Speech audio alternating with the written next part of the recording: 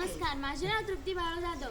मी आज तुमच्या समोर इयत्ता 7वीतील गजकंधारी हा धडा सादर करत आहे. एका गावात सदा व सकू नावाचे जोडपे राहत होते. त्यांना गजानन नावाचा मुलगा होता. त्यांचा गाडगी मडगी करण्याचा धंदा होता. सदा दररोज सकाळी उठून पंचक्रोशीतील गावात मडगी विकायला जात असे. सकाळी आपली मडकी त्याच्या गाढवावर ठेवून तो हाकत शेजारच्या गावात तो मडकी विकायला जात असे. उरलेली मडकी तो ओळखीच्या घरी ठेवत असे. एके दिवशी सदा लवकर उठून जाण्यासाठी त्याने तयारी केली. सकूने एका गाठोड्यात त्याला भाकरी बांधून दिल्या. त्यांच्या गावात त्याच दिवशी मोठे मुसळधार पाऊस झाले होते. गारपीट झाली होती. त्या गारपीटात एक वाघ सापडला होता. तो वाघ सदाच्या मागच्या भीतीत घेऊन लपला होता. तो वाघ सदाच्या सगळ्या गोष्टी ऐकत होता. सदा बाहेर पडणार रस्त्याने पटापटा अंगणातल्या आपल्या चपला पायात सरकवला. तो बाहेर पडणार तेवढ्यात गजाला जाग आली. तो धाडकन पलंगावरून कुदी मारून आपल्या बाबाजवळ जाऊन गिल्ला केली. मी येतो. सदाने डोक्याला हात लावला. तो म्हणाला, अरे बाळा, तू नको येऊ. वाटेत कोल्हा असतो. तो म्हणाला, नाही, मला यायचं. सदा म्हणाला, तू नको येऊ. वाटेत वाघ असतो.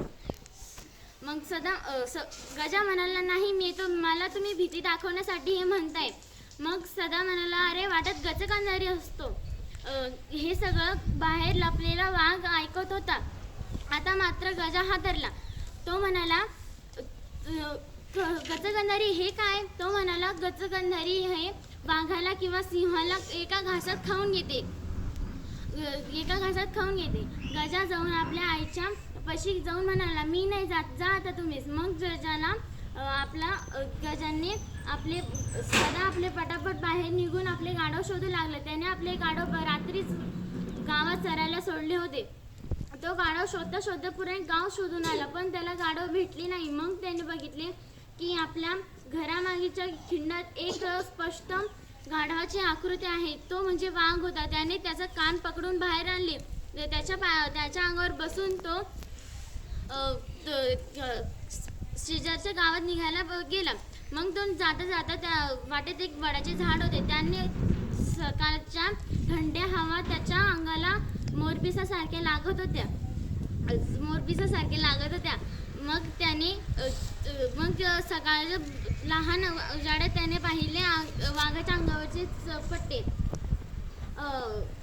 गाढवाच्या अंगावरील राखाडी कलरच्या ऐवजी इथे पिवळा कलर आणि त्याच्यावरचे काळे पट्टे पाहून तो हादरला आणि त्याने पुढे बघितले तर साक्षात वाघ होता.